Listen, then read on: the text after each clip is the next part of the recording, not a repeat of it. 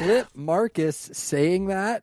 Cock-a-doodle-doo! Well, tune in. Game of the Month news. Cock-a-doodle-doo! Hiya! Hiya! Cock-a-doodle-doo! Hey, I'm Marcus. I'm Atrax. And I'm Nick. We are working class nerds. Cue the intro.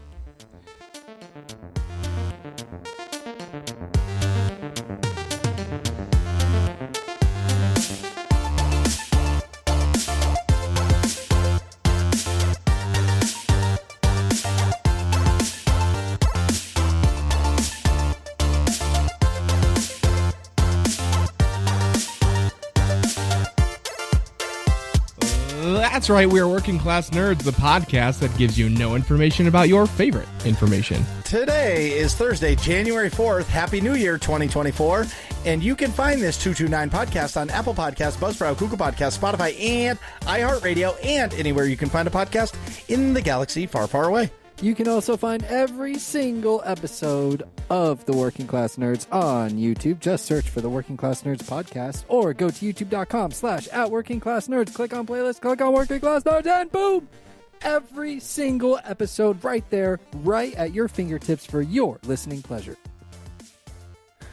You can watch me completely die at video games Tuesdays, Saturdays, and Sunday nights at kick.com/MarcusB814 and twitch.tv/MarcusB814. You can catch me play video game. You can watch me play video games, every single Friday night at 9:30 p.m. Eastern, twitch.tv/A_Atrax. And you can check out Doritos' new creative writing project based on my lack of streaming, which is all about the search for the deafening silence, a pirate broadcast ship in the Star Wars galaxy, like universe. You can find that new writing project from our community's own Doritos in our Discord, and you can find the link for our Discord in the show notes below. You can find us all on the social medias. I'm at RexB814. I'm at Atrax_A. And I'm at Nick Vern. That's NICKVR. And in this week's episode, we are live and we are revealing our thoughts, which is always scary to hear about. We're revealing our thoughts on game remakes and game remasters, the good, the bad, and the ugly. But first, Atrax, what have you been up to? All sorts of stuff, like always. Excellent, excellent. Let's hear about it. First thing, so last week I was in kind of a conundrum because I had beat Dark Souls 3 and... Congrats, by the way. Thank you. And I have one of the DLCs to go because I'm not going to play the Ringed City. I just want to play Ash's Variendel and beat my favorite boss in gaming ever. But it's a boss you've never beat. Right. But at the time, I really wanted to play WoW. It's the traditional thing. I play it for a while, like a lot, and then I stop playing, and then I cancel my subscription 3 months after I stop playing because I forgot about it. And then eventually I start playing again. And I started getting the hankering for it. I'd been listening to one of the audiobooks that I had previously bought and never finished.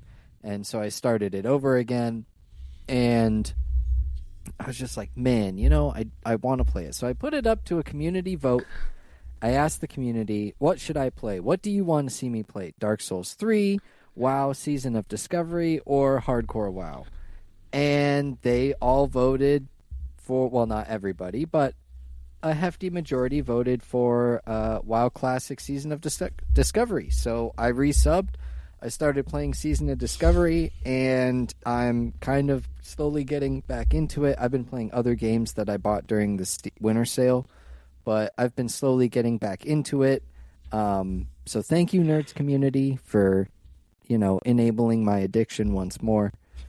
I've made some tunes on the retail and classic AIE servers.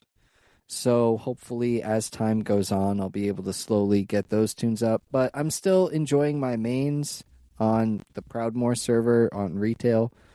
I forget what the classic server is, but I don't know. I'm slowly growing both because when the new expansion comes out, I want to join AIE, maybe in raiding or mythic dungeons or something like that.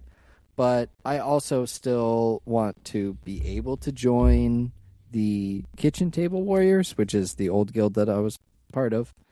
Well, still am, really. But I just, kind of stopped playing the game. So I'm kind of like between two camps, if you will. But I'm enjoying WoW. It's a fun game. There's a lot of cool stuff coming out. I'm excited for Cataclysm, so it'll be good. It's been fun to be back. Hell yeah. Something you said that I learned a long time ago. So when you forget to forget to cancel the reoccurring sub. So what I now do is I buy game time. So you can't just buy 1 month. You have to buy 2. But I find that I buy the 2 because I am going to forget to cancel my sub. Right. And because I do that, I get to, how do I say it? I like, there's a stopping point. So if I'm still playing after 60 days and when that sub runs out and you sign in, you're like, you're no longer subbed. I stop and I'll go, Have I been playing? Is it worth it? Have I played enough? Is it worth it? Where I'm not worried about catching it 3 months later or 4 months later and you spent, $45 or $60 and you played it for a month. Right. Yeah, that's a good point. That's just me. But the game time is sweet because you're buying 2 months, and even in the back of my head, whenever I buy Final Fantasy game time, Final Fantasy 14, I'm always like, okay, I'm going to play it. And if I only play it 5 times, to me, pre-purchasing that is worth it because even though I don't sign in again, I know that I don't have to look back or look at my bank statement at the end of the month or credit card statement that says, hey, Bonehead, you have paid for this for 3 months. Right. Longer, and you haven't played it in, you played it 5 months ago. You know what I mean? Right. Yeah. So for me, absolutely, that's my workaround. Yeah, maybe I'll do that, and I should do that. But either way, it's been a lot of fun, and I mean, WoW it's a good time. It's a good time. Highly recommend, really. Even though it gets kind of hate, it is a difficult game, but I don't know, it's enjoyable. There's a lot to do. There's no shortage of fun stuff to do in WoW, in my opinion.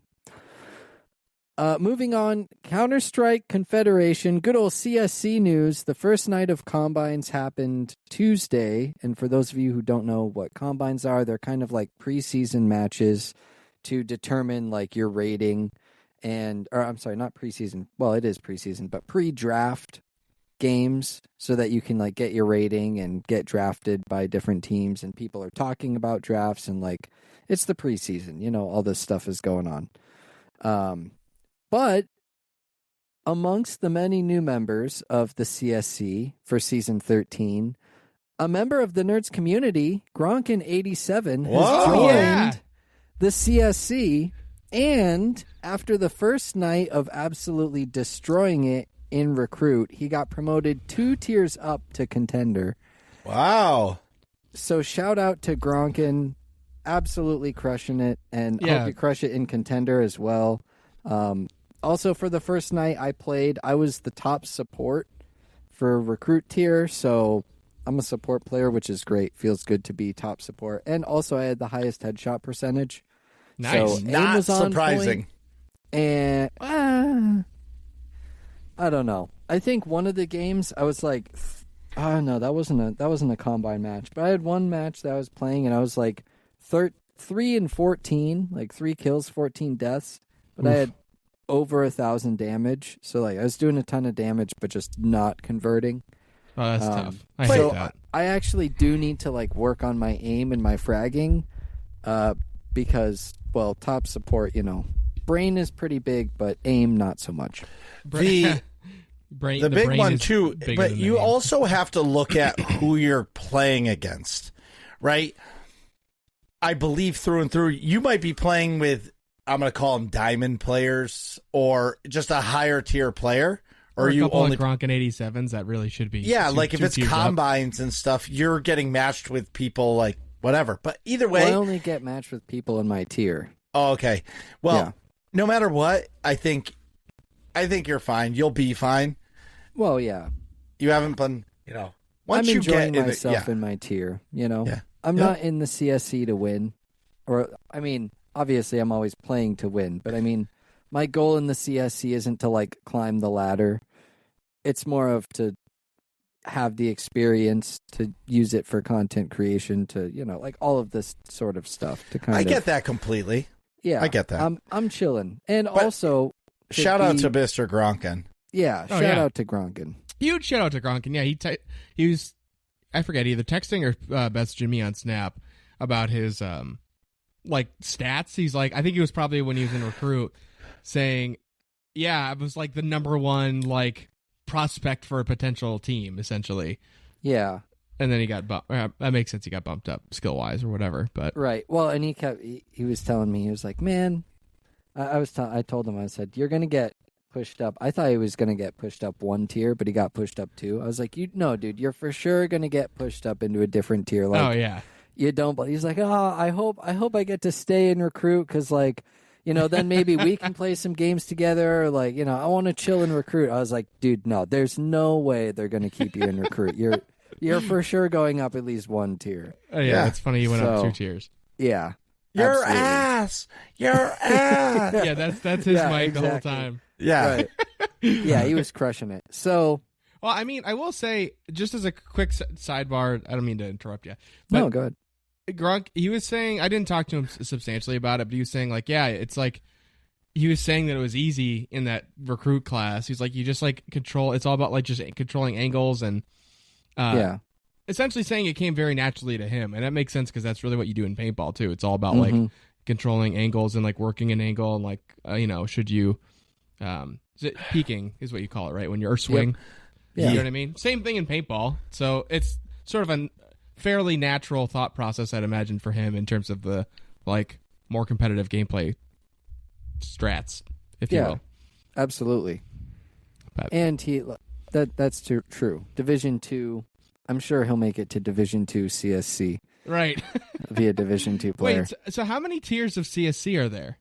I think it's 7. It's either 7 or 6. Let me check. Okay. And then whereabouts is recruit? Is that the bottom or is that the... Yeah, it's 6. So recruit. So going from bottom to top, recruit, prospect, contender, challenger, elite, and then premier.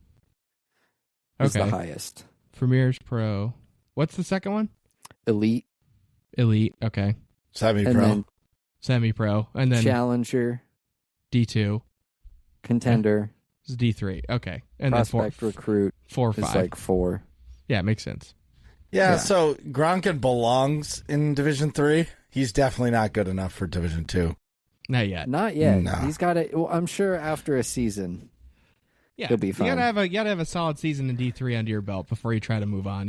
Yeah, exactly. Yeah. Get to know the people in the league and all that good stuff. Right. Yeah, and don't So, trash a team. yeah. So if you midway are through the out season. there in the working class nerds community and you want to come join the Counter-Strike Confederation, csconfederation.com has all the information. There's the Discord and all that good stuff. You can see your stats. You can see the stats of other people, where you're ranked. The best way to play competitively, casually is the slogan, and I absolutely love it. That's awesome. Yeah. That reminds me of a local paintball tournament series kind of thing. Yeah, It's pretty not much. you're It's not paying kinda money like a and beer stuff. league. Yeah. Yeah. Like a beer league, I guess. That's Yep. but that's fun though. You're taking it serious, but it's not I don't know. Yeah, they have a stream and they have, I'm on the media team and I've been able to see some of the cool projects that they have going on and get involved in those. So, Yeah. it's like the slogan, best way to play competitively, casually. It's a good, healthy mix of the two. Yeah. That's great. Scarlett, thank you for the compliment, by the way. I know we're not supposed to look at the chat, but No. You two are allowed to look at the chat. I am Yeah. not. Marcus will get way too distracted. He'll That's spend true. the Yeah, whole I can't walk episode and chew interacting gum. with chat. So let alone do a podcast and look at chat. Nick has a hard enough time not texting TK427 on his phone while True. he's podcasting while she's in the chat. No, I Yeah. love you Also- more. No. I love you more. Baby, my don't God. hang up. Don't hang up. One more minute. That's funny. That's comedy. It's comedy. Oh, this is my favorite part of the show. In Game of the Month news. See, that's how you do it, Marcus. You just got to click the button. I like making my own noise because that noise is so overplayed. By now you should... Yeah, like you could have a rooster. So instead of it... See, this is why we take away the soundboard privilege from you, Nick. Exactly. But Nick, why don't you step up your weak ass game and like do something better? Like instead of the horn, you could do cock-a-doodle-doo. You know what I mean? Get like a chicken or a rooster or something. You know what? Like Clip Marcus saying that and then play that for the game. In Game of the Month news, cock-a-doodle-doo. Yeah, perfect. You know what I mean? Cock-a-doodle-doo. Yeah. Exactly. Yeah. All right. Well, tune in. Game of the Month news. Cock-a-doodle-doo. I think that's the beginning of the show right there. Oh, yeah. Oh, 100%. Oh, it's man. just all those clips of Marcus saying cock-a-doodle-doo different ways. Anyway, it is a brand new year, and as mentioned on the last episode, we technically already have announced our game of the month for this month. But to recap, it is Baldur's Gate 3. It won Game of the Year for 2023 in the Game Awards, but more importantly, the Nerds community shared their personal Game of the Year, and there were a lot of great entries, a lot of great reasons. Thank you, everybody, again, for sharing with us. But the most popular game in the Nerds community for 2023 was Baldur's Gate 3. So it just so happens to coincide with the Game of the Year. I already have it downloaded. It's like 140 gigs. It's insanely large, but entirely worth it because guaranteed that 140 gigs has like every piece is needed, you know? Yeah. That game is incredibly detailed. So I actually, since the Nerds community picked it as its like Game of the Year, I watched a video with like, it was like a full explanation of what Baldur's Gate is 3. It wasn't like a guide or anything. It was just saying, hey, if you don't know what Baldur's Gate is, let me explain it, right? It was like a 15-minute long video, and it was actually kind of cool that it's like, Baldur's Gate is, if you play D&D like real life, like roll dice, this game is for you. Like, this game was made for you. It is all of Dungeons & Dragons level 3 or whatever, their rule book 3. I mean 5, sorry. Fifth edition, yeah. Fifth edition. The current edition. It's based off that, like, everything is D&D rules. Everything, like, there's no waving from it. Like, it's turn-based. It's just like it. And, like, the characters, it's unbelievable. Yeah, I'm probably going to play it. That was in my notes for this week, saying, like, I'm probably going to, because I've been getting into D&D stuff, and I'll go through it for real. Right. I'm going to play Baldur's Gate 3. Well, I think you should. The one thing, maybe one of you guys can Google it. Pull it up, Jamie. Does cross save happen across all consoles? For what? For Baldur's Gate 3? Yeah. I'm not sure if it does. Some games do, some games don't. For like, if you buy it on PC and then you buy it on Xbox, it'll like cross. Destiny does. Destiny, like Call of Duty does, as long as it's the same That's count. a good question. I'm guessing Starfield does. This is a pure guess before Jamie looks it up. I'm guessing yes, because you do make a Larian Studios account, and log into it. So I would assume that account would, at the very least, have your save on it. Yeah, you can. You can save it cross platforms. So PS5 to Xbox and PS5 to PC or whatever. So there you go, Nick. I mean, you'll have to pay $70 twice. Yeah, for the 2, but I could play. It's true. I could play it. What are you looking at? Oh, he's on kid duty. I got it. Yeah, he's hearing what's going on up there. That makes sense. So Ryan is sleeping, but he's talking. You can hear him going, "Hiya, hiya," because he had karate tonight. Oh, that's funny. Or I think that's the noises he's making. Fair enough. That's funny. You think he's just like sleep talking, or he's like, for sure, like saying he's asleep, and then like doing karate moves in his room? Oh, he might be doing karate moves in his sleep. He really thinks he's a ninja. That's awesome. I mean, he is a ninja. That's what's up. Yeah.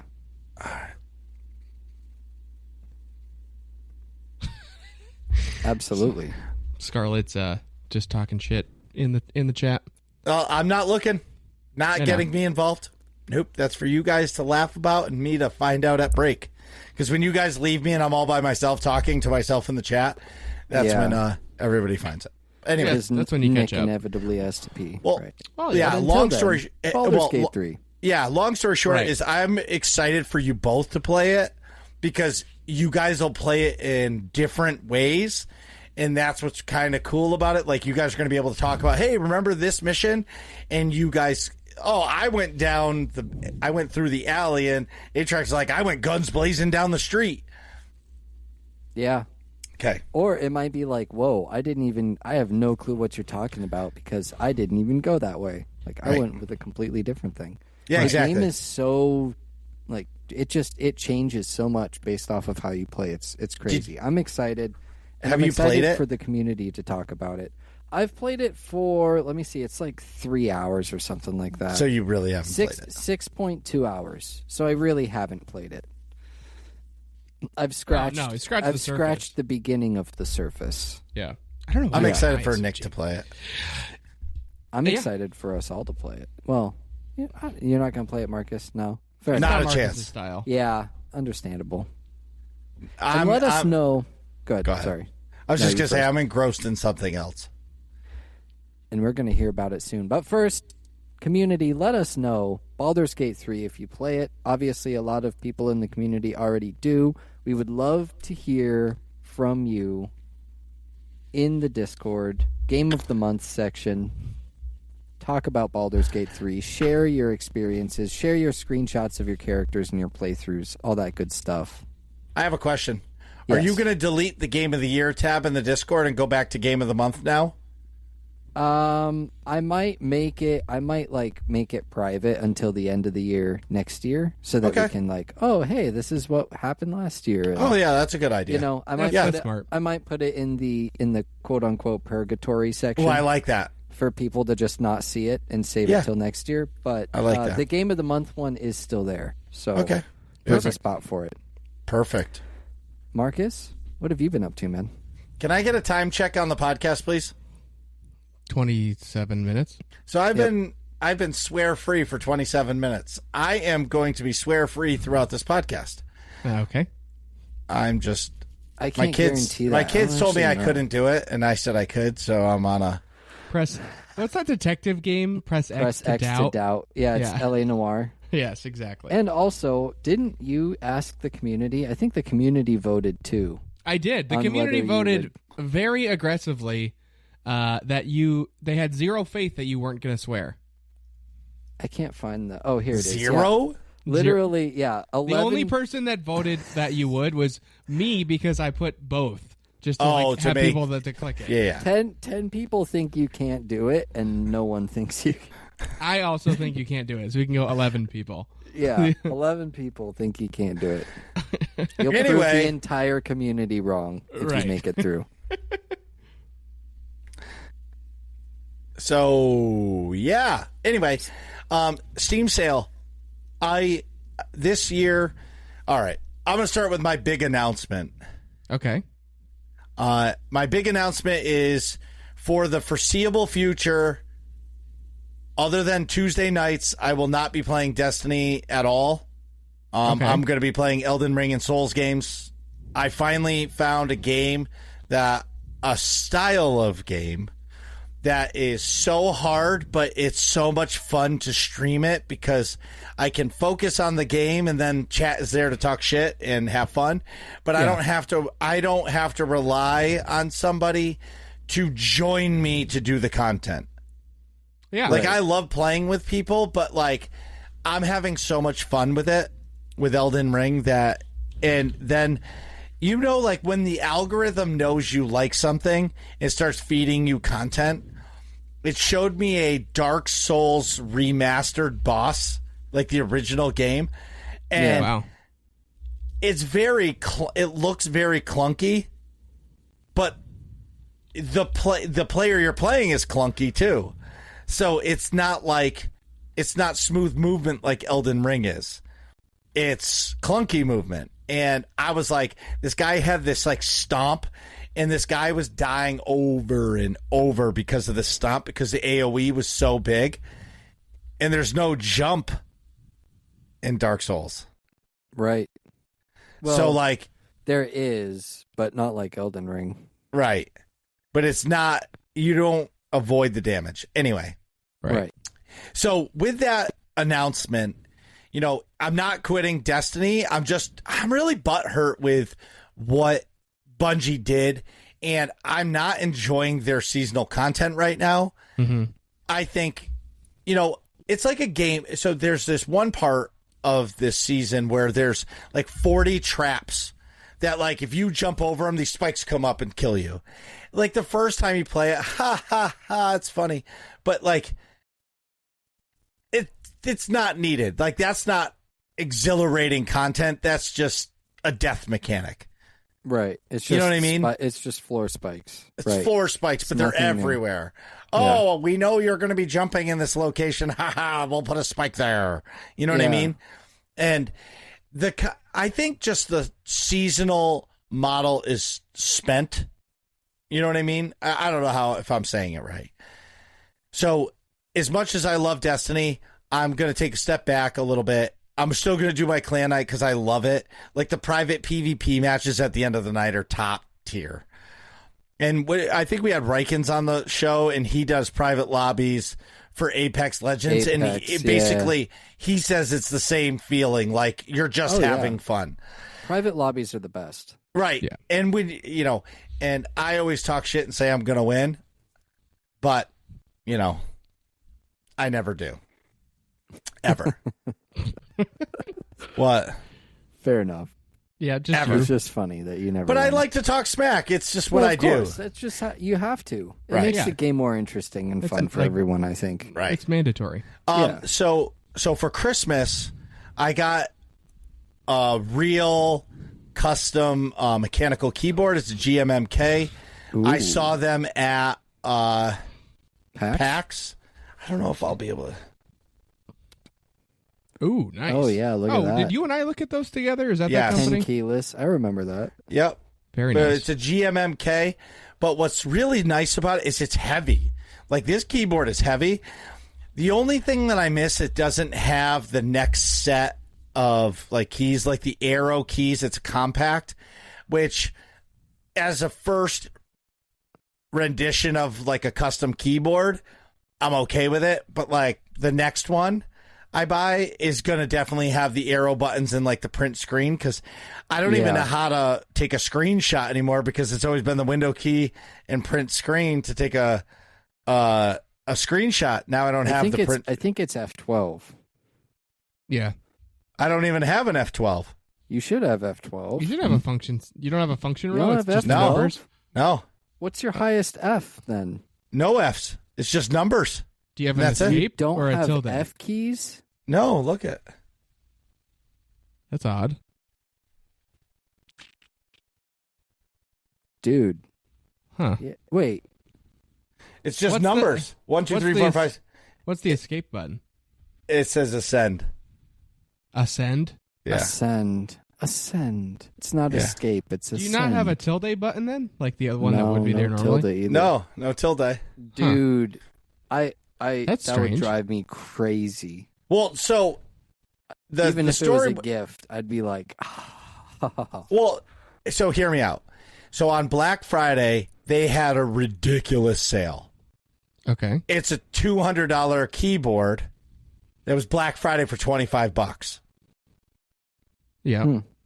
So I bought it, and the kids gave it to me for Christmas. Oh. gotcha. But my point is it was my entry level into coming into this. Okay. Gotcha. You know what I mean? So it was my way of saying, let me see if I like this this keyboard.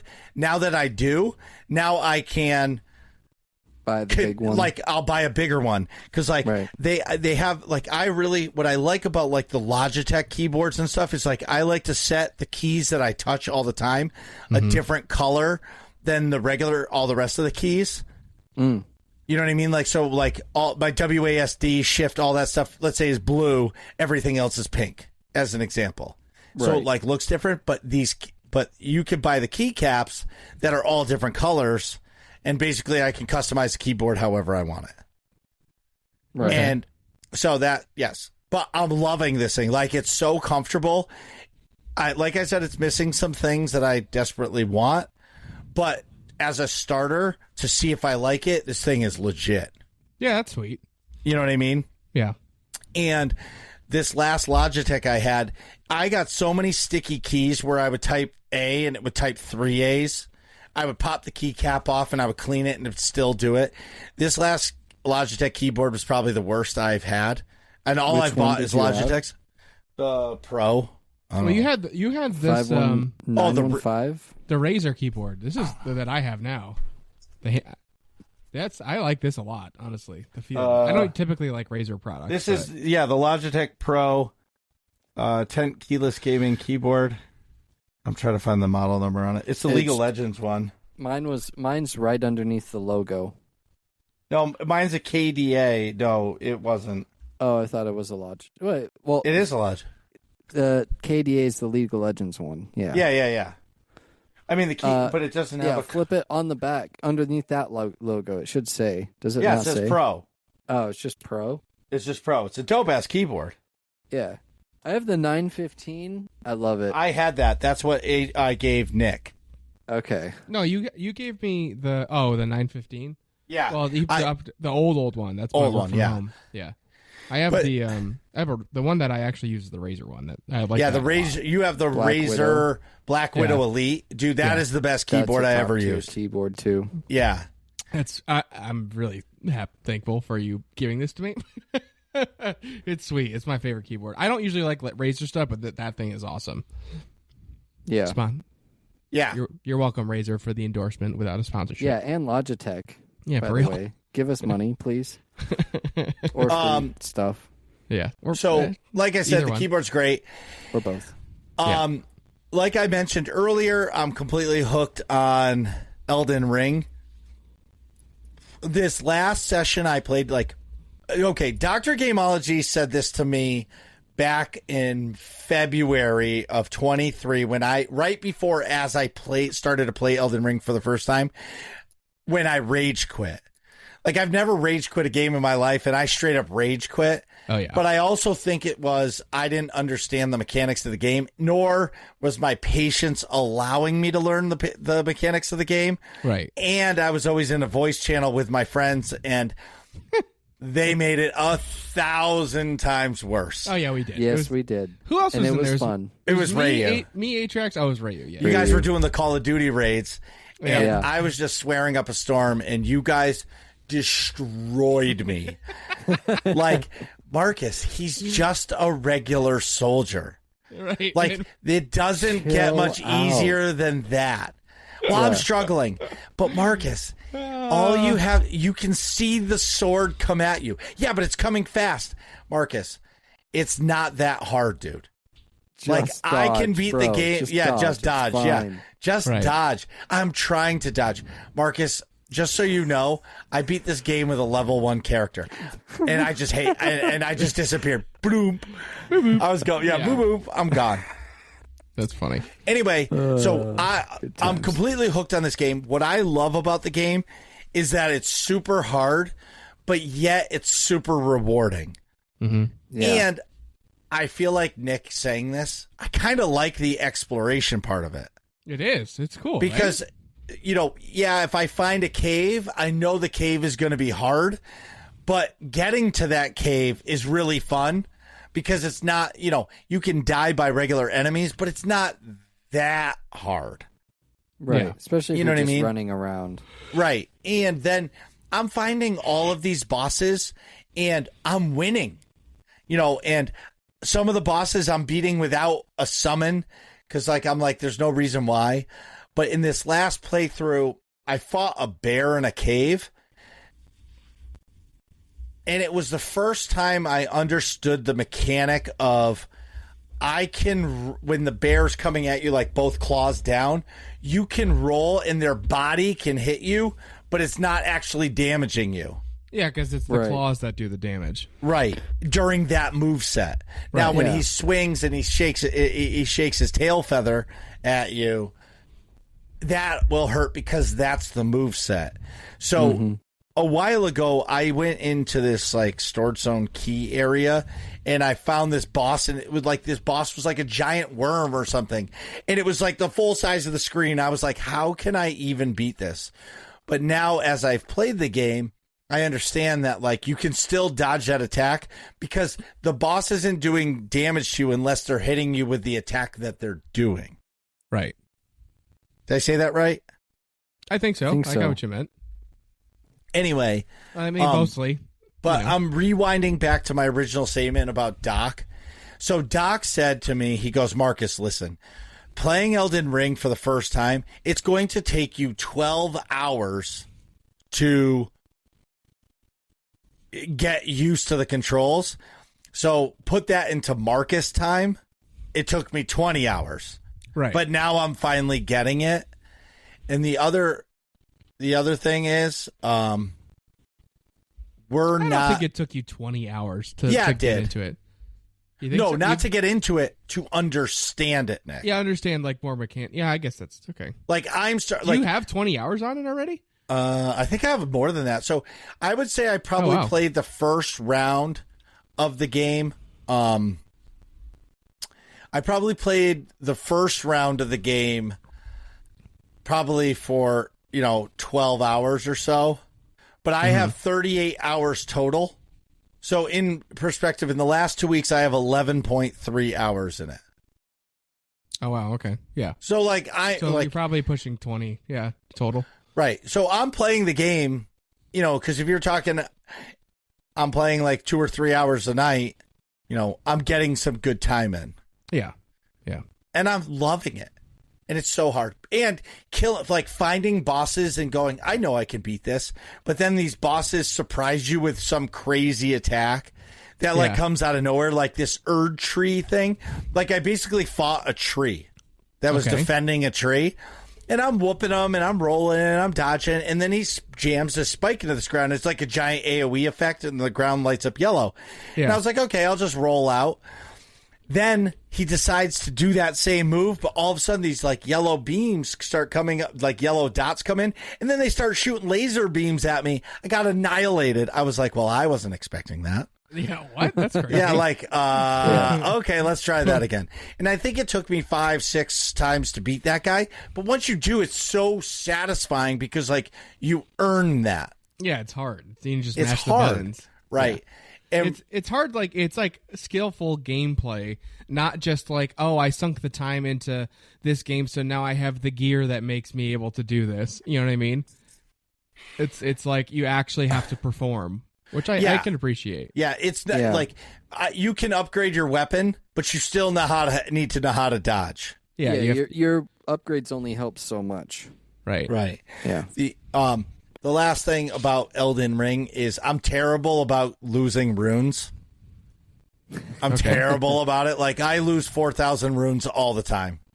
Yeah, that's just how it goes, man. Yeah, is that the Souls thing that you lose if you die? Yep. Yes. And it's terrible. It's not you lose it if you die. It's you lose it if you die, and then you don't make it back to claim them before you die again.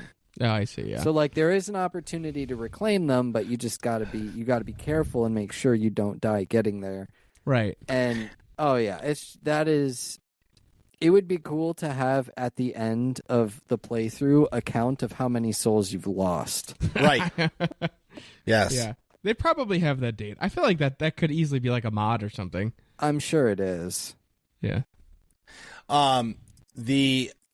The other thing is, speaking of Elden Ring, so 2 weeks ago I found a YouTuber because I was struggling with an area in the map. It's called the Weeping Peninsula. Yep.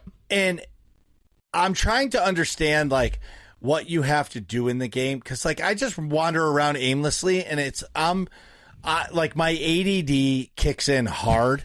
So Okay. I'm going to go up this hill and then I see to the left there's a cliff and I'm like, oh, squirrel, turn left. You know what I mean? And then I don't ever make it back up the hill. Oh, see, I meticulously okay, I'm going this way, but once I go on this side path, I got to make sure I come back and go the right way. Yeah. Well, long story short is I found this YouTuber that was doing guides. and they're legit like walkthroughs of the areas. You know, you're talking like an hour and a half long YouTube video. Yeah. But this YouTuber breaks down every single section and like shows you a good path. Even though I don't follow the path, like I learn about bosses and locations that are there. Mm-hmm. And it was actually pretty awesome for me. Now, I won't do that in like the new sections I go to. I'll explore some. But once I'm done exploring, then I'll go back and watch a video. You know what I mean? Yeah. And so this YouTuber, his name is Sweet Johnny Cage. And so I joined his Discord because I love his content, and then I messaged him, and Sweet Johnny Cage is actually coming on the podcast next week, and that's what he does. Woo! His content is making game guides like Zelda, Castlevania, Elden Ring, Souls games, and my big question is, how many times do you have to beat it before you start making a guide like that? Sure, you can edit out the deaths. You know what I mean? Yeah. But still, like doing an hour and a half long video, that's just not one playthrough. You're guaranteed to die in an hour and a half. Well, yeah. You know what I mean? Mm-hmm. And so I'm really, really, really excited for next week because me too. It's a great content creator, and I don't think other than Marcus B Gaming, we've had a YouTuber on the show. Ironworker? Oh yeah, he makes gun guides. You're right. Yeah.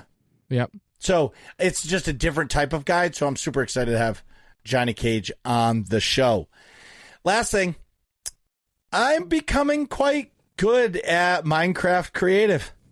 Ooh. What's Minecraft Creative? So there's two modes. There's creative mode and survival mode. Basically, survival mode is like their RPG, where you start out with nothing. You need to dig dirt. Then you need to dig wood planks, and you make a wooden shovel. Then once you make a wooden shovel, you can dig up a rock, and then you can make a pickaxe. You know what I mean? Yeah. And you got to build a house, and you got to get a crafting table, and blah, blah, blah, blah, and do it all. Creative mode gives you everything and says, here you go. And you have two choices. You can do a blank slate where everything, just like a blank board and you start building, or you get dropped into a world and you create the world the way you want it to be. But of course, I turn off all like the zombies or the creepers and stuff that can kill you because me and my son are playing. But it's interesting to see my 5-year-old create, like he started off by building a tower of TNT. Just one single tower and then blowing it up. Yeah. And then he was like, oh, I want to build a house, and watch it. And like, I just help him like do it. But like he creates it. And like his first house was 2 blocks high, and that was it. No door. Now he's putting a door in. Now he's putting a bed in. Now the blocks go 5 stories high, and I'm helping him and showing him how to put a roof on it. You know what I mean? And yeah, it's good. Like, he's so creative, and you could see his gears moving. So we were putting a roof on that building today, his house, and it was starting to get dark, and he took the controller from me. He goes, Daddy, we need torches. I said, what do we need torches for? He goes, we got to be able to see inside our house. I'm like, yeah. Yeah, you're learning. Yeah. And what's deductive reasoning. And you're right. And what's the best part is I get to game during the day now. Oh, yes. Yeah. Oh, it feels so good because even if he's playing, like, I'm into watching him do it. Like, I don't even pull out my phone. I'm just like, dude, you got to put these blocks. Right, you're or playing he'll it be like, together. Dad, how do you open the door? Oh, you got to click this button. Oh, okay. I'm gonna walk in and walk out. Then See, This is the shit. These are core memories. Like Right. this is like Same. me playing Army Men Sarge's Heroes with my dad right on the computer. You Yes. know what I mean? Yep. It's But, really like, him playing, but This is me and my dad side by side playing dance games. DDR. exactly. Yeah. And so 100%. and then in the area we were in, there was a sheep and a cow. And he left the doors open. The sheep and the cow went in the house. He lost his mind. He's like, because they wouldn't leave the house. He couldn't understand. He's like, Dad, I'm going to have to kill him. and we're gonna eat them. And he's like, because they can't be in our house. So he made a 4-square hole in the ground, and he made a campfire, and he's like, I'm gonna make them go into fire, and we gonna eat them. And I was like, dude, I don't think that'll work. And then we got sidetracked, and it was fine. But he's got a campfire currently burning inside his house. Well, it'll be awesome. toasty warm. Well, yeah, nice and warm. So either way, it's a lot of fun. Last thing is, I actually met TK427 last night. Oh yeah. So Nick was going to come over, and I kind of put the kibosh to him coming over. I told him TK427 has to come over because my kids legit think she's a stormtrooper, or Ryan. Yeah. And Carrie kind of ruined it for Julia, but suck less, Carrie. Anyway, okay. So I said to him, I was like, why don't you just plan on coming over? We'll have dinner, we'll hang out, and whatever. So they came over last night. It was nice. I can tell you that she is a quiet Imperial officer, but in her own setting, she's loud. Yes. And that's bossy. fair. Like, she is definitely, what was that female ISB agent, the hot one in Andor? In Andor, the blonde, that I was like. Yeah. Deidre Miro. Yeah, but what was her title? Hold Was on. it Commander? No. Well, anyway, so while you're looking that up, she definitely reminds me of her because, like, she's very quiet, but I can tell that as soon as she's in her own setting. She's a lieutenant. Okay, lieutenant. And supervisor. Okay. In the Imperial Security Bureau. That is TK427's sounds mentor about right now. Yeah. She's right now training to become the lieutenant of the ISB, okay? Yeah. So it was great to meet her. It was great. Like, I've FaceTimed with her before with Nick, but, that's, you guys know that's not the same. But it was good to meet her. My kids loved it. It was great. Does that make Nick Andor? They don't No, Nick is that guy who, the guy, the security agent. The security guy that got demoted to, like, analyst, and he's like, there's a conspiracy, Andor's part of the rebellion. Know who we're talking about, right? Oh, yeah, that guy. Okay, that's Yeah, right. Nick's, and Okay, Nick is like right. stalking the ISB agent, and she has to like threaten him that hey, like, I could put you in jail. He goes, I don't care. I just want to be close to you. Let me touch you. This is like the alternate universe where they worked out. Well, come on. Speaking of that, I'm just kidding. this is like just adding to Doritos' thing. Okay. Doritos is doing a short story about Nick's absence, like you mentioned earlier, and it's hilarious. That's awesome. It's all, like, Imperial themed. Like, I was I don't know, like a pirate broadcaster just, like, drifting through space. And now my broadcasts have gone silent. It's cool. I do, though, think, Nick, like, you should do a bonus stream with us, and we should play that alien hominid game. Okay. We'll have to pick a night, Okay. and we go live on your channel. Also, I know we don't normally talk about chat, but pause with the raid. Thank you. Yo, pause. Live on Thank Twitch. you. Pause. Thank you. Shout out to all the people here live. And See, if you're now- listening in see, the now- future. No, you can't look. No one's really said a whole lot anyway. It's okay. Don't worry about it. Check it. Zeph, check it at the hello. break. Destini, Oh, hello. God. You guys- He already did it. All right. Wait, anyway. who's Polar Knights? I love the show. Is like the perfect evolution of beard growth. Thank I'm you, going Polar to, Knights, for the Atrax follow. Atrax. I'm Marcus, and then my clean level. shaved, and then that's kind of funny. All right. I got you. Anyways, that's way shout out enough. to everyone. If you are listening in the future, then check out the live show. We try our best to do it live every single week on Thursday. So check out the live show.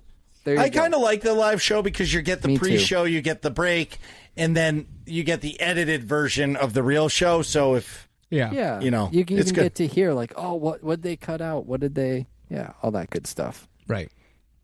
not Because much a lot gets of cut out. times I take the like what ends up being the audio only intro from like the pre-show or the post-show or the break Yeah. ridiculous things that we say. So like, that, if you watch it on Twitch or Kick, you get the actual context. Did you guys hear that? Mm-hmm. No. Cock-a-doodle-doo!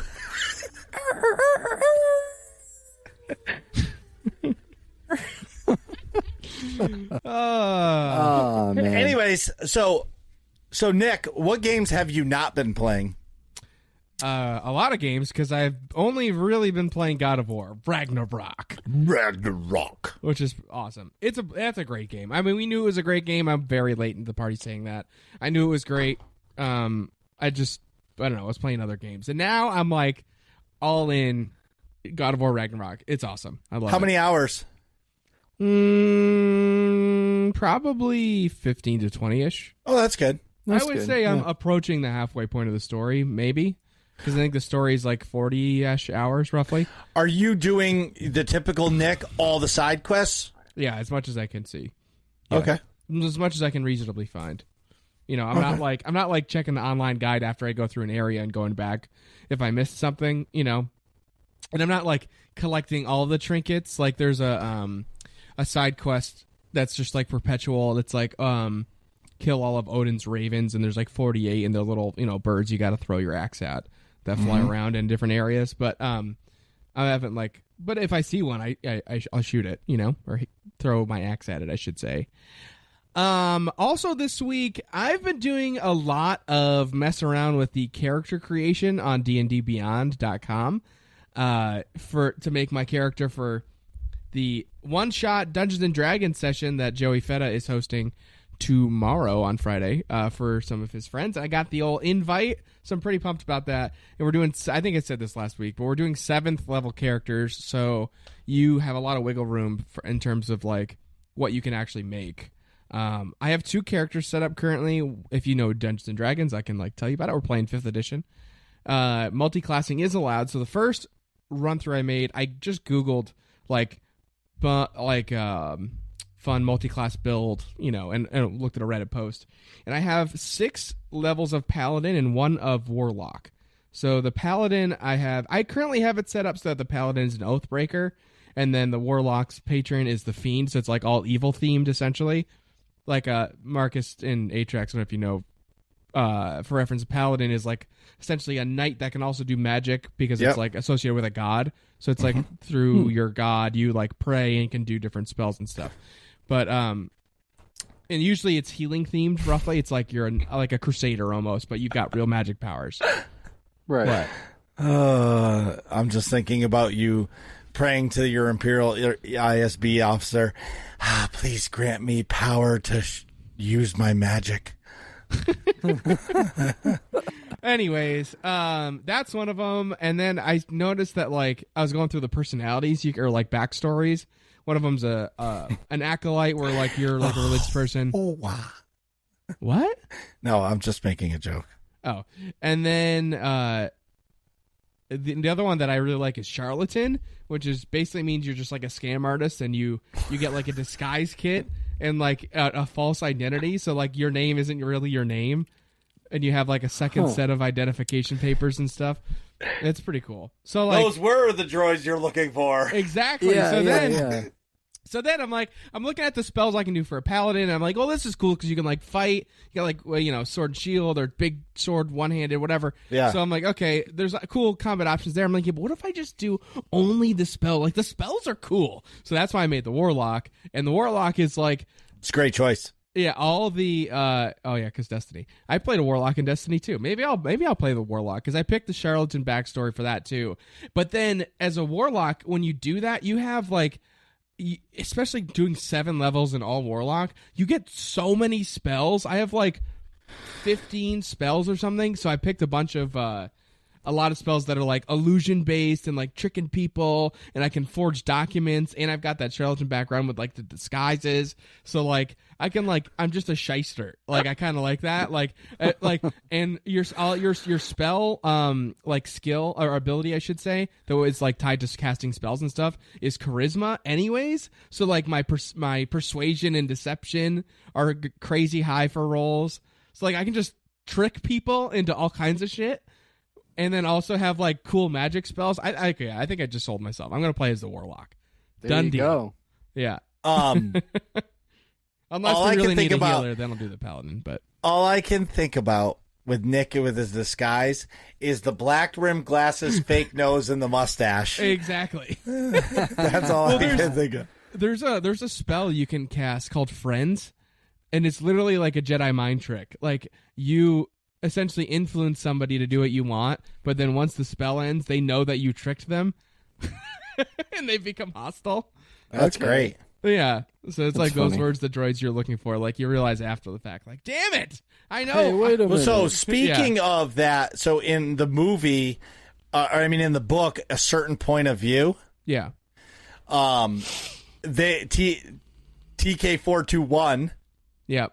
and his buddies, that encounter is there, and all the stormtroopers that are around the guy's like, nothing to see here, move along. They're like, dude, what's up with this guy? Like, what's wrong with this guy? They're talking to themselves, and in their like inner head monologue.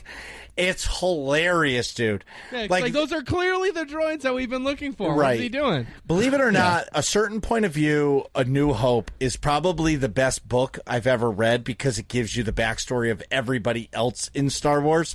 Yeah. Like, they took it a bit too far with the Empire Strikes Back one and the Return of the Jedi. Like, they made, like, they're like, in the original book, everybody had like a 5-page chapter about a character where it was like, it was enough and they packed it in. But like some of the Empire Strikes Back in the Return of the Jedi, there's like 10,000 words or 20,000 word like things about an Imperial officer that nobody even cares about. Yeah, yeah. And it's like dragged out, but they were still good. Yeah. Oh, speaking of books, I have the Book of the Jedi and the Sith that Nick got me for Christmas, and I can't wait to read those after I finish the Hunger Games. Just for the record, since last year, I think I've read, no joke, like physically read like 12 books. Oh, Wow. nice. Like, I'm back. I love it. Like, any free time I get, I'm reading. I have not brought the book to work, though. Because, like, I'm afraid that it's going to, like, I'm going to take my lunch and I'm just going to read a book and then I'm going to pass out. Well, let's see. Book reading doesn't make me sleepy, but I don't know. I get what you're saying. Anyway. I clicked the button too early, obviously, but back on the ranch. wait a minute. All right, let me get a fresh one. No, it's too late. Back on Like, the you ranch. just- There we go. His So soundboard- anyways, back he's to D&D. banned from soundboard.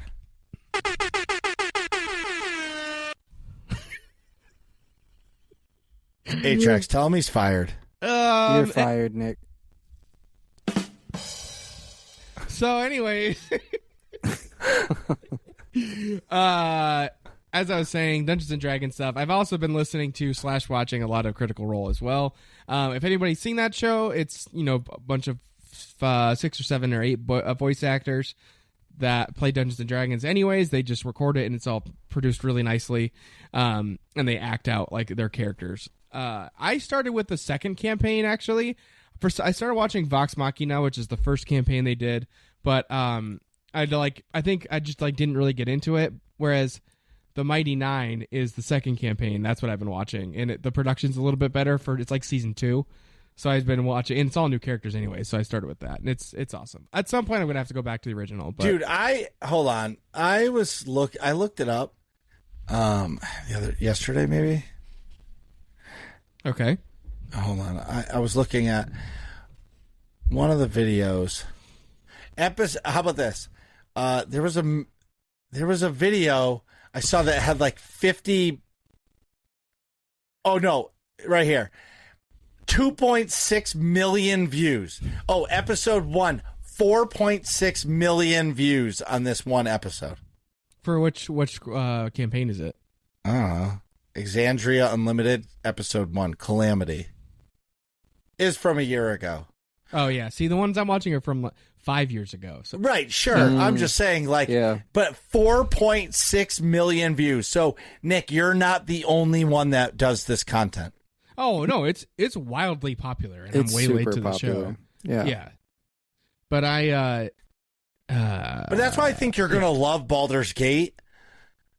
yeah, it's because you're playing in Dungeons and Dragons, which is cool. Right. Yeah. I'm shocked I haven't played that already. But you know what I'm shocked too? I'm shocked Joey Feta has not played Baldur's Gate 3 because he loves Dungeons and Dragons so much. What? I don't know how much he actually games anymore. Like That's true. He's all painting minis and and tabletop stuff all the time. That's true. Right. Yeah. Well, he would like it anyways. But I talked about Baldur's Gate 3 already. I'm probably going to buy it when I get paid next week. But what's sweet about it, Nick, is finding out that it's cross-save. So what would you buy it for first? Probably. That's a good question.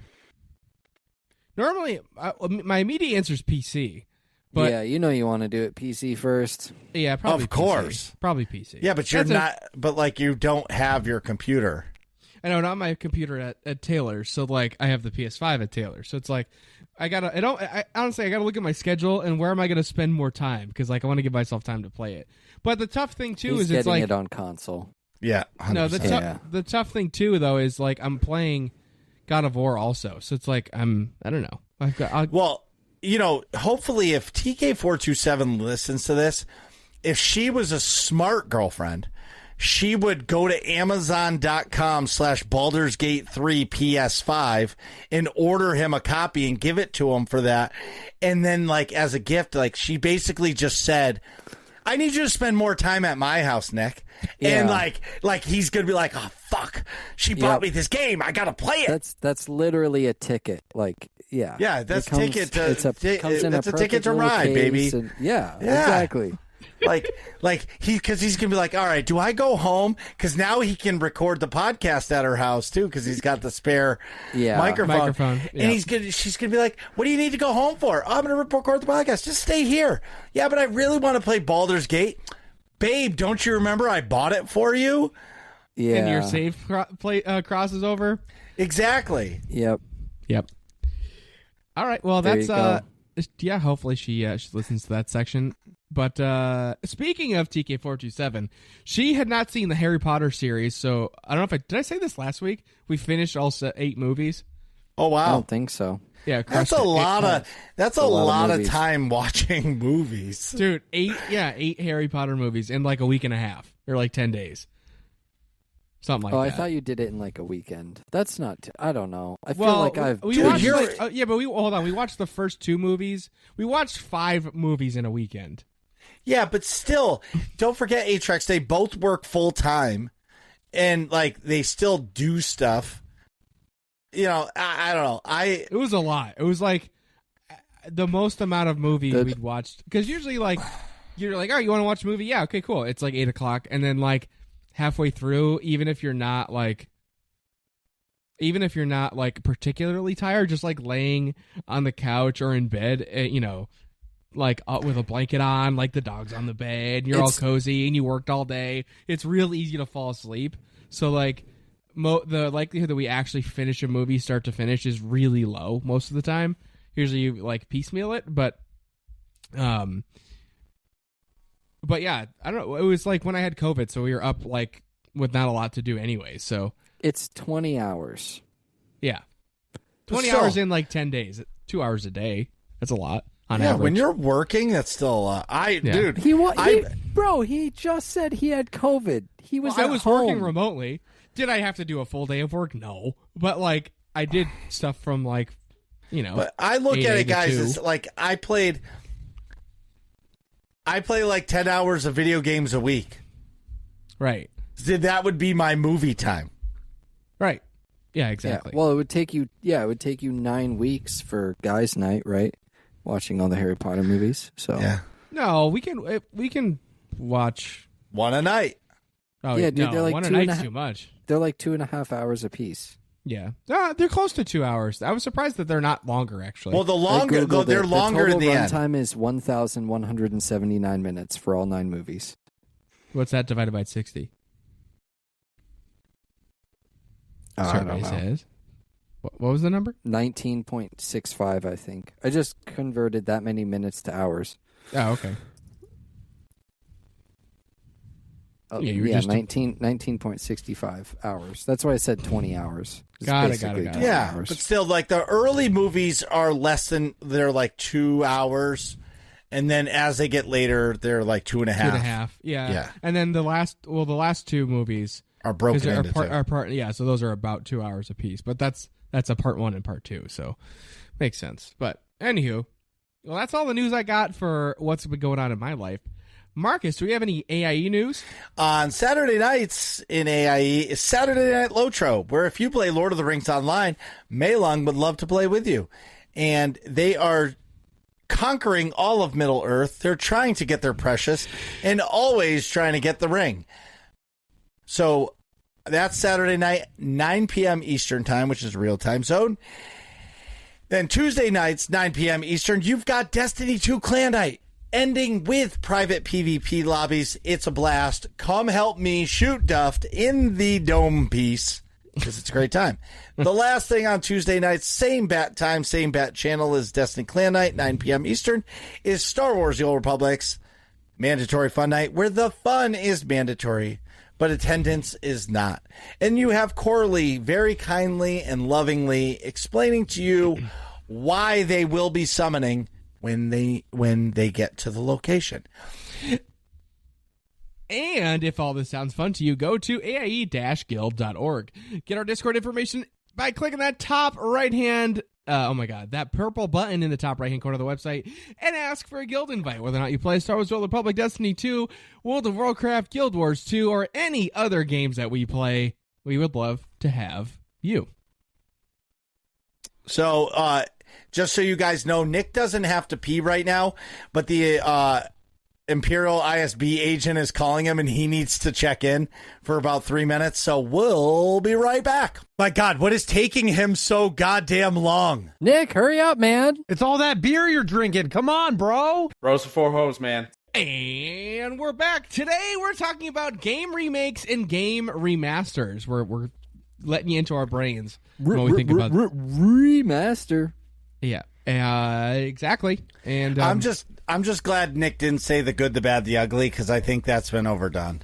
yeah, we've said it a lot, but whatever. Yeah, that's kind of in the ugly category of Yes. the good, the bad, the ugly for All right. introducing All right. topics. and no, I'm just Well, kidding. you know what? All right, so they make as a broader scope. So there's two types of remakes, which is they remake the whole game from scratch, but use the game as like the base. And then a remake is when they take the exact same game and remaster it, so it's updated graphics, blah blah blah. No, a remaster is the same game, new graphics. That's a what I just said. remake. Or did I say it backwards? You said said a remake is a remake of a remaster where they... No, I said a remake is they basically remake the game in a new, whole new Yes. engine, everything. They're completely remaking the game. They change how the game is played. Yeah. Right. Yeah. Where a remaster is they take the original game and they upgrade the graphics and maybe the controls to be a little more modern. Yeah.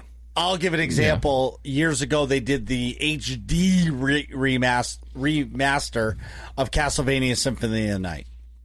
Yeah, and that's just Yeah. updating the pixels, the graphics. And it's still terrible. Yeah. Yeah. Yeah. But I mean, it's still like 64-bit or whatever. So, Yeah. general thoughts, remasters are fine. Remakes are good if I don't mind a remake as well, as long as it's done with the spirit of the original in mind, if that makes sense, and not if it's pretty damn close to the original game, I don't mind a remake, but I prefer just an original game. Just make a sequel or something, you know? Yep. Well, the problem is I'll use Star Wars Knights of the Old Republic. When you try to play KOTOR 1 on your computer nowadays, that's bad. it doesn't run. Yeah. No. It's like the game, your graphics card is struggling to play something so shitty. Right. Yeah, it's because it's just not optimized for it. Right. It doesn't. It's no data to load for the card, but it just doesn't know how to. It doesn't work right. Yeah, it's not optimized for modern stuff. Believe it or not, speaking of a great remaster, was they ported KOTOR to the iPad, Okay. and it was And $10. Switch. Well, and Switch. I never played it on Switch, but it's fantastic on the iPad. Actually, I think I have a... Yeah. Good Hashtag times. not a sponsor. Yeah. Right. Oh, I do have it on the Switch. There you go. Oh, nice. Not unopened, everybody. Unopened. Limited Sealed, run. Limited Huh. run. That's cool. Look at that. I have 2 copies of it. I was supposed to send 1 copy to Kogus like 2 years ago. Well, I'm you sure you can could still send it to now. him. Yeah. Yeah, I'm just terrible at mailing stuff. But anyway, moving on. Yep, same. But the point is, I think sometimes doing a port or a remaster is good because I'll circle back to Castlevania Symphony of the Night. It is a really, it's one of my favorite games of all time. But when they remastered it, it did look good in the Xbox 360 days. Yeah. Right. But now I'm just like, why haven't they redone the game? That's still going down as one of the best, if not the best Castlevania game of all time. And there's still nothing. You know what I mean? I feel like they're losing, capitalizing on that. You know what I mean? Yeah. right. Where Final Fantasy VII is one of the best Final Fantasies of all time, but instead of remastering the original PS1 game, they've completely remade it, and it's going to be 3 separate games, and it's going to be the total of the 80-something hours of the original. Yeah, see, that's cool. I like that. Yeah. Completely changed the graphics of the game. It's just one of those things. Yeah, I like that. I like a remake more than a remaster if you do it right, but it's a lot more work. So it's like that. A remake is like a whole new game. A remaster is like essentially an update. Like a remaster to me is like The Witcher 3. They released that HD and next gen console update or something like that. Yep. Like that's a remaster pretty much, and CD Projekt Red gave you that for free. So like selling a remaster is kind of, if it's not full price, if it's like $20 for a remaster edition, like okay, fine. You Yep. know The that's, other one, I was going to say, the other one I think is really good is the Tony Hawk Pro Skater 1 and 2. Oh yeah, I think that was a good idea of like a remaster.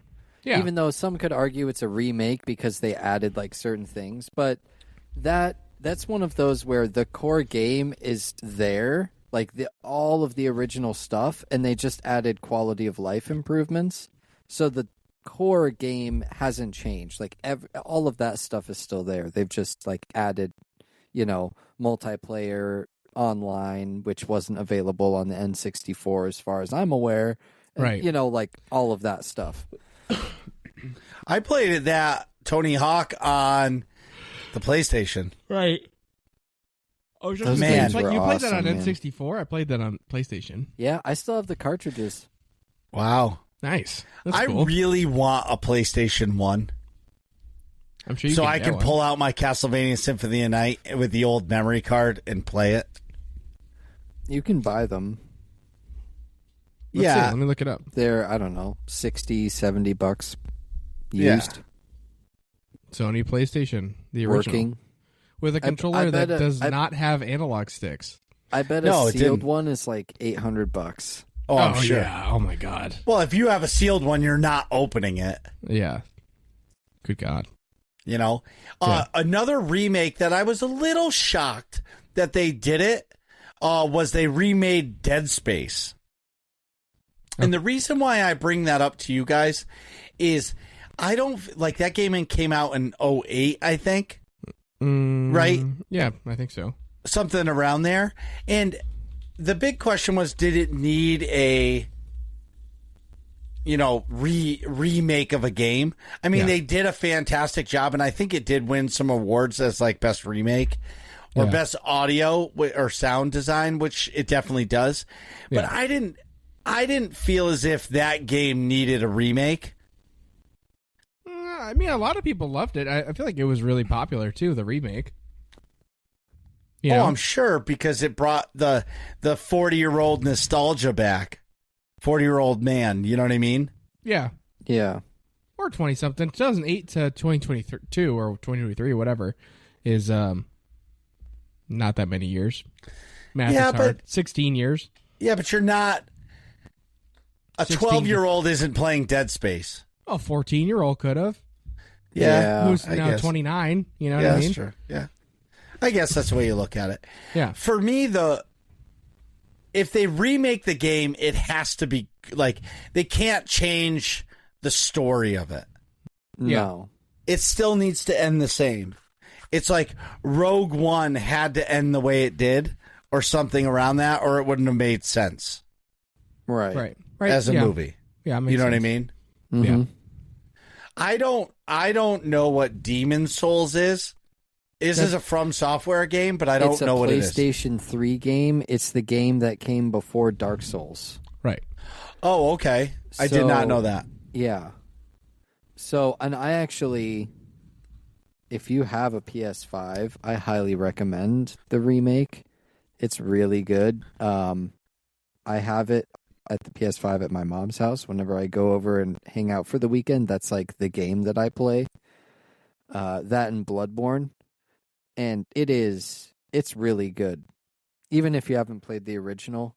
I don't know, because I didn't play the original, I don't know if it's like, I almost want to call this more of a remaster than a remake, but I guess it's technically a remake, but I don't know what the difference is. But I see like all the bosses are relatively the same.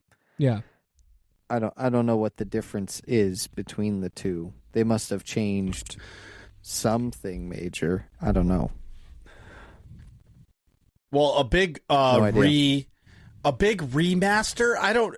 Remaster is they just did the 25th anniversary of Half-Life, and they completely upgraded the graphics and upgraded quality of life stuff. So that's a good remaster. Yeah. Which I still to this day don't know why Valve never made Half-Life 3. Yeah, I feel like you'd want to go back and finish that, even if it's 15, it's been 20 a years lot. later, you know? No, I don't think that's gone. I don't know. They didn't make a named one, but they did do something insanely impressive with Half-Life Alyx. So, Yeah. like, it is the leading VR game right now. Well, yeah, but it's still a VR game. Careful what you say, man. Those are fun. It's good. It's good, dude. If I bought a VR headset, that's the first game I'm buying. Yeah. Right? But what I'm saying to you is, wild. but for the masses, it's not, VR isn't there yet. And what I mean by that is, it's not, everybody's not wearing a headset. Yeah. No, it's coming. But no, you're right. I'm curious to know when. Damn, this looks good for a VR game. What? I mean, The Half-Life graphics. Alyx. It's wild. It's so much fun. It's probably the best graphics in a VR game I think I've ever seen. But you don't know. You got to see, like, whatever video you're watching, what are they playing it on? I don't know. Well, it Like, doesn't. what headset? That's true, but it doesn't necessarily matter, because if you're playing Steam Link, your PC is doing the rendering. Oh, I did not know that. Yep. Yeah. That's why I buy as many games as I can on Steam, because then my PC runs it and you're only streaming to your headset. So you're limited by whatever your resolution is on your headset. Right. So like for me with the Quest 3, it's really good. It's really good.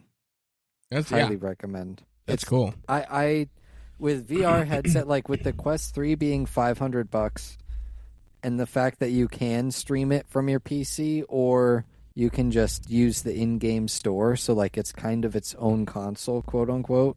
Mm-hmm. I can see VR becoming a very common thing, and with PlayStation, like PSVR, it's becoming more and more accessible. I don't know if the headsets will necessarily go down in price, but I think that the more people play it and realize how much fun it is, and they kind of get over like the screen door effect, if you will, because the graphics are getting better. I don't know. Well, I think also too, you have once that Apple headset comes out, Yeah. that's going to change the world. Mm-hmm.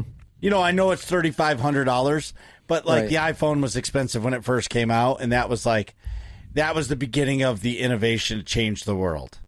Yeah. Well, and so the Apple headset, I haven't seen a whole lot like specifically, but if that catches on, I know with my Quest, my buddy used it. He was like cooking, and he had a YouTube, because you can use the Quest to like just see your surroundings through the goggles and have your whatever up.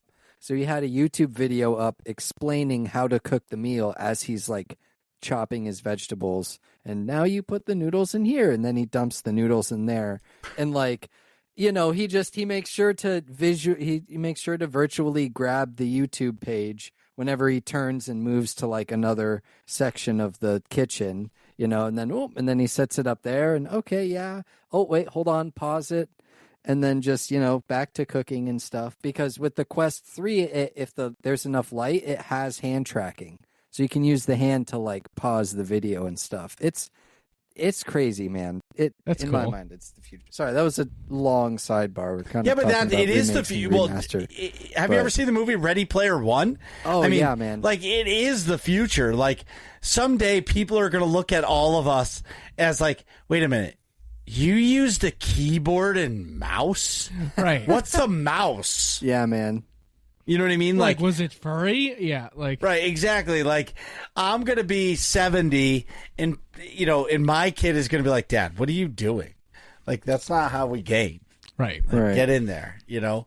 And I can't think believe whoever invented the mouse. What a great idea I know. for a The- control apparatus. right. It's And to think that it used to not be lasers, but like a ball A ball. I know. and a little thing that. Yeah, That's crazy. well, technology. Another one that is a remaster is The Last of Us Part 1. And it's notable because they just had that Last of Us series on HBO. Yeah. And they took Last of Us 1 and brought the graphics up to a PS5 level, which it was smart. Where I disagree is that game is $60. Yeah, that's oh not yeah, cool. that's too much. Yeah, that You know what I that's mean? sort of- Like- yeah.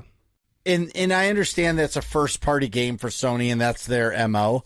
Just like Nintendo. Nintendo very rarely drops prices on stuff. Yeah. Right. Yeah.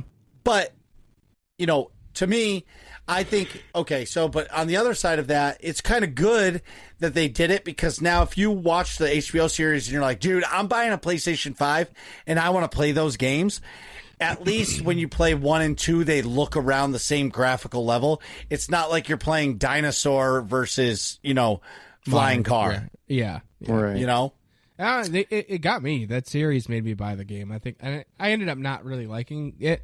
It's just not my style, like in terms of the mechanics of the game, like all the stealth and stuff. But the story is incredible, and the atmosphere is great. It's a cool game. But one notable one is, so on the Game Boy, they had Legend of Zelda Link's Awakening, Yep. and they remastered that to Switch 2007 Android graphic level, but they put color behind it, and they did a great job with it. Yeah, that came out really good.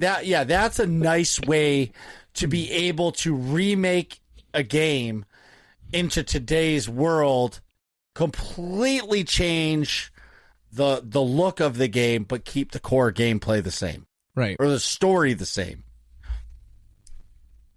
I'm trying to think. I don't mind either a remake or a remaster, so long as the price points are appropriate. You know. Yeah, a remake or a remaster should be $40.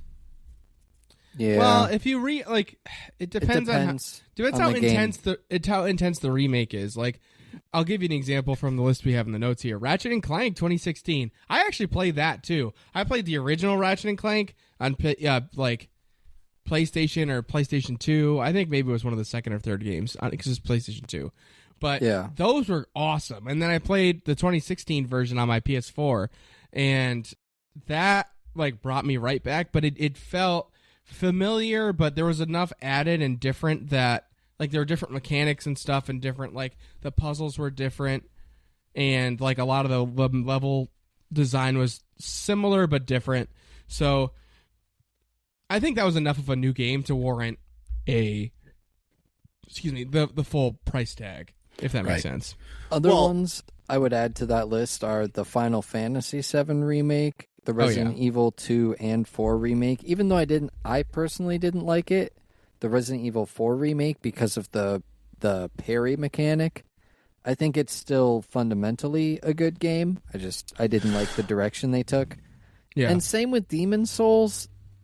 All those games, it feels, and I don't know, Demon's Souls was more of a remaster to me than a remake, but still, the price tag that they have, I felt was kind of warranted because what you were getting was a AAA. Like the graphics looked really good, the gameplay looked really good.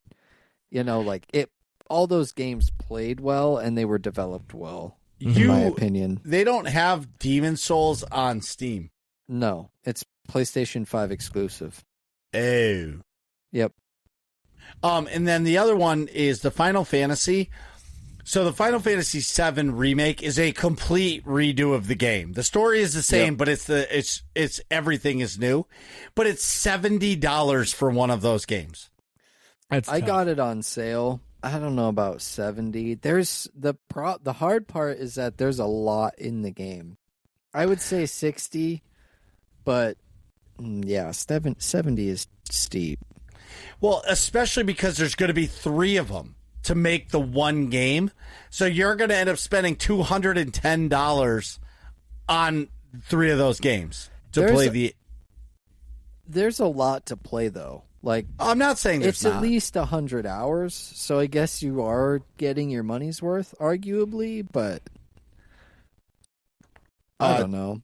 Well, 2 I'll games play that... devil's advocate. I think it's worth it. Joey Fetta's going to be happy to hear this. When they remade Metroid 2, they did a fantastic job on that game for the Switch. Like that game, they did a wonderful job with. Yeah, that's Samus Returns, right? Right. Or the Return of Samus or whatever. Yeah. And what was nice about it is it was the same game, but they added mechanics to the game.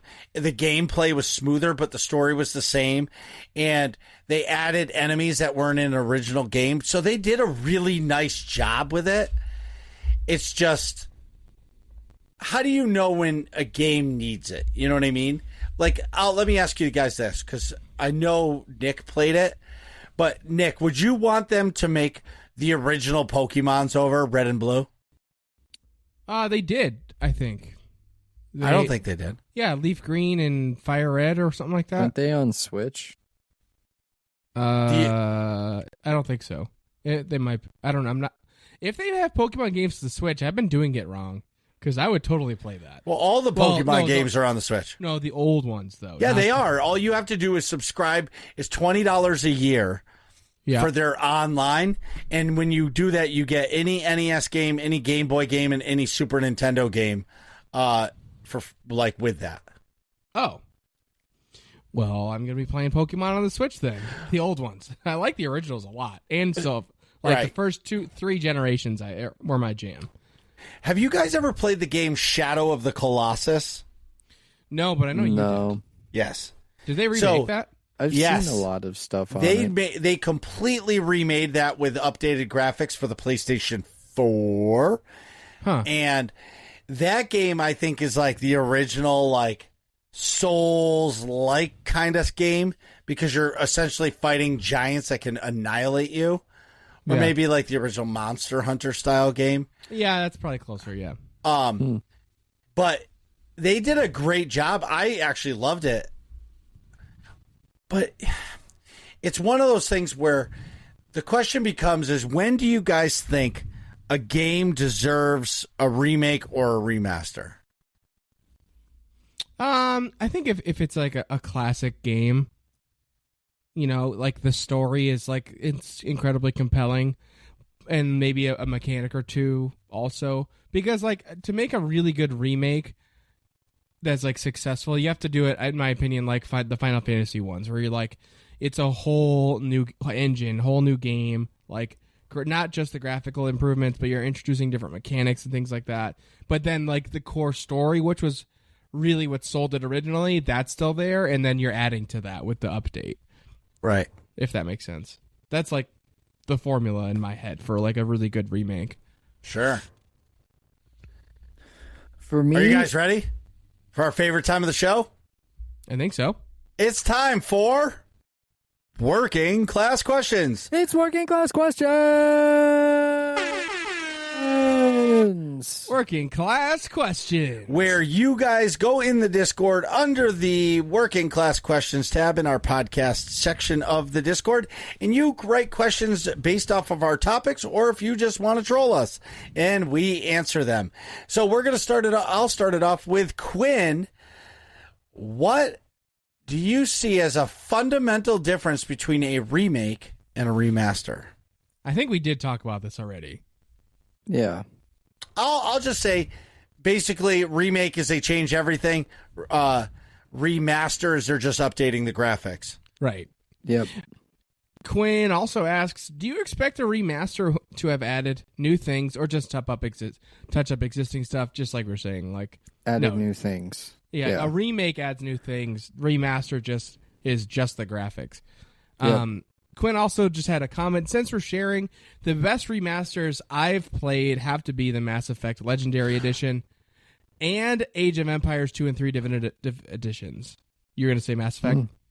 Yeah, so I agree. So Mass Effect 2, I don't like how they took out the butt scenes. You know what I mean? That's Like, lame. that's dumb. Like, who cares? Keep everything in. Come on. yes. That's lame. But what they did for Mass Effect 1, I have to play that game again. That might be a game I play like on like the PlayStation or the Xbox. Yeah, it's Okay. on Game Pass, I think. Right. That might be it, like, because I really want to play Mass Effect 1 with updated graphics, because Mass Effect 1 is incredible.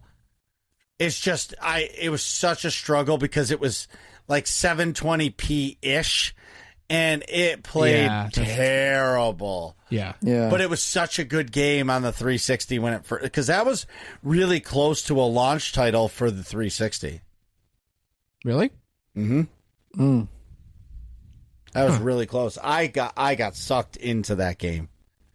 Yeah, I remember playing a lot of 2. Age of Empires, I never played. No, not really either. I played for a little bit with my friends in high school, but not really either.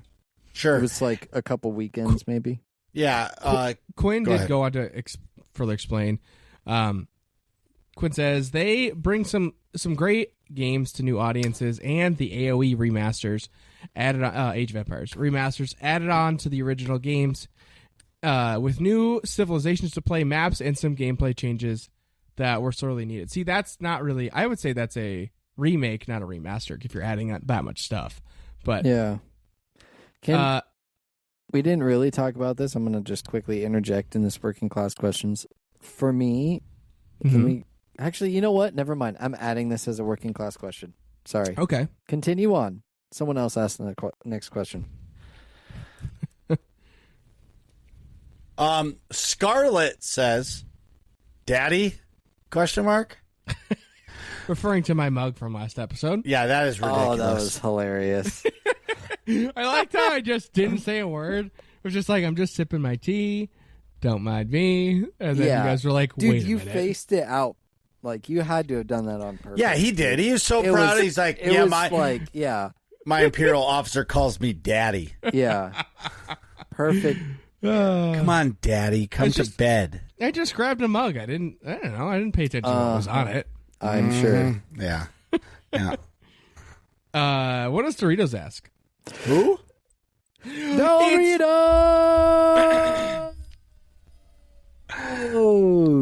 Good job, Atrax. Nick was slacking hard. I was Are about to do it. chickens remastered pigeons or a remake of pigeons? Remake.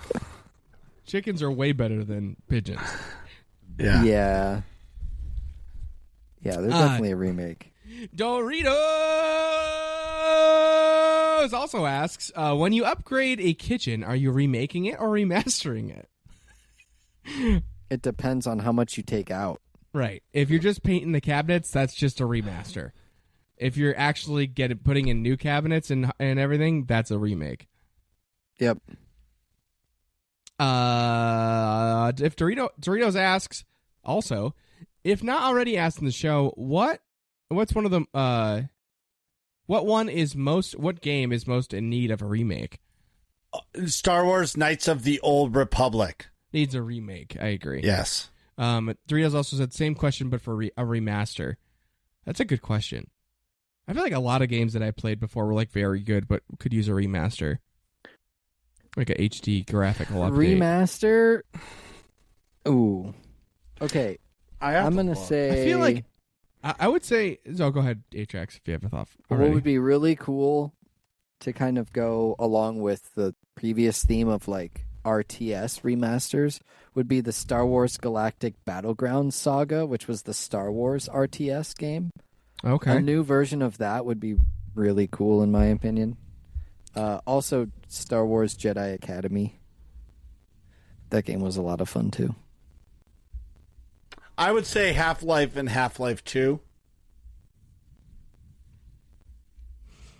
But really, truly...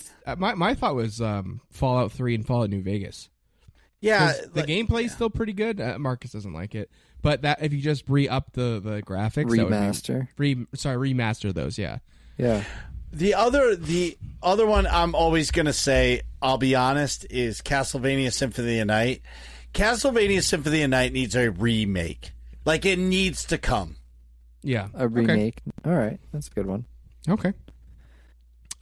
What is the last question from Doritos? Yeah, Doritos says, is TK427 remaking or remastering, Nick? She's remaking, Nick. Yep, remaking. Changing features. Yeah, like, when you date a girl and you start to get serious, she thinks about how she's like, he's good, but I'm going to make him better to be more like what I want, and that's when the change happens. Yeah, I guess. So it's more of a remake. I don't think anything that I didn't want anyways has happened yet anyway. Anyways. What does Atrax ask, Atrax? What's the worst remake in your opinion? Ooh. There's a lot. Mine is so easy. Okay, go ahead. Star Wars Battlefront 2. Yes. They completely changed how the game, and I mean, also kind of by extension, Battlefront 1, but Battlefront 2 was the one that really, like, put the nail in the coffin for me. Not only did they, like, completely change how the original games were played, which I understand maybe, like, a lot of people didn't like it a whole lot, but I loved it, and I still think that it would work today. Like, imagine if they expanded on the Galactic Conquest mode. Like, that was so much fun. Conquering planets and spending credits to like upgrade your troops to conquer more planets, and like that was an insane system. And if they did that in Battlefront 2, like even if they remastered it, like they didn't have to remake it, but if they remastered it, like such a letdown. The game could have made so much money and been like one of the top FPS games right now. But dude, it is the worst game of the same name. I'll also throw kind of Modern Warfare 2 in with the same, like, in the same name. Yeah. But Battlefront 2 is on a whole nother level. Because, like, after they screwed it up with all sorts of terrible balance issues and stuff, then, on top of it, they just ditched for Battlefield 2024, which was, like... also terrible. I mean, we know how that went. So... Yeah. That's why I had to ask that question, because I was like, ooh, I have to bring this up. Nick, what? Worst remake? I don't really have one off the top of my head, but upon looking stuff up, apparently Activision made GoldenEye 007 remake in 2010, which I didn't know about, and that's just a terrible idea. Don't. That game could use a remaster, not a remake, in my opinion. But although I don't know, maybe fix the odd job thing. Well, yeah, that's true. I guess that would change in a remaster. Or whatever. Yeah. Marcus? I would, honestly, I would have to say Call of Duty Modern Warfare 2. Like, it didn't need to be fucking remade. Oh, god damn it. There it is. And there's another one. Yep, 2. 3, technically. Yeah. And damn it, doesn't really count. I would say you didn't need to remake the campaign of Modern Warfare 2. No. Yeah. You know what I mean? Like, yes, it's iconic, and yes, it was good, but at the same time, Then it why'd wasn't you needed. remake It was it? a money grab.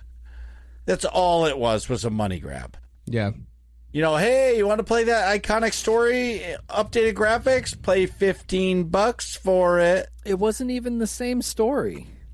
I know they changed the airport It's like scene. completely. No, like There just a isn't whole an airport bunch of scene. stuff. No, there's like Yeah. a whole bunch of stuff that they changed. It's an entirely different Like story. it's told in a completely different way. Like the campaign is completely different. Yeah. Yeah. Wow. Both of those. Yeah. Good call. What's our next question? Pause Lover asks, if you have to pick one tattoo of a gaming icon who passed, who would it be and where? That's an interesting question. Mine is Thick 44 from Neebs Gaming on my back shoulder. I don't know of any gaming icons that have passed that like meant a lot to me. Full disclosure. I don't know of any off the top of my head. Well, I would say, so like, I look at that as like a game, like gaming icon. I would put Richter Belmont on my shoulder or my leg Richter Belmont. from Castlevania. Oh. Okay. But does she mean like, I think it means like someone like a content creator or who something? passed. It says who passed. So like Right. someone who had an impact on the gaming industry who's passed away. oh, Lance Reddick? Lance Reddick. Oh, yeah, that's right. Yeah, yeah. That's a good one. I've I don't never know. thought of that particularly because I can't say I would tattoo a person on me. Well, yeah, but so Right, like it's for me, tough. I like one tattoo of a gaming icon. It would be Richter Belmont for me. Like that's my OG gamer. I getcha. I guess mine would be Alexei Pat. Oh, I'm not going to pronounce this right at all. Pajitnov. Okay. Alexei Pajitnov, the guy who made Tetris. Oh, okay. Yeah, Yep. because he's got a beard and I don't know. It seems like a guy who I could have tattooed on. Actually, is he dead? D He might not be. E. No, he's D. not. He's 68 years old. All right, okay, so he's not dead. Never mind. I guess I can't ain't get him dead yet. tattooed. I'm sorry, Pause. That's a really thoughtful thing, and that person meant that much to you. But I don't have those people that come to mind. That's all. I just- Yeah, a lot just of my look at- icons are still alive. I'll be honest. Yeah, and just for Right. the record, my icons are in the game, not not who acts that content. too. Yeah. Yeah. Yeah. All right. Last who's our working last class question? comes from JPC, which is Jacob Castingway, a.k.a. Gronk87, a.k.a. the former most eligible bachelor in the Nerds community. Now he has a lovely girlfriend, Alexi. Shout out to Alexi.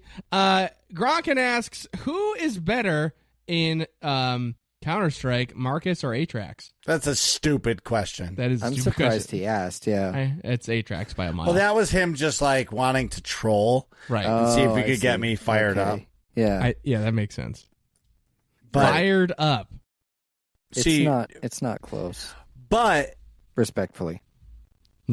what? Of course it's not close. That's like Well, yeah, it's like you have like 10 hours and I have like 1,300. Like right, like that'd be like, hey, Yeah.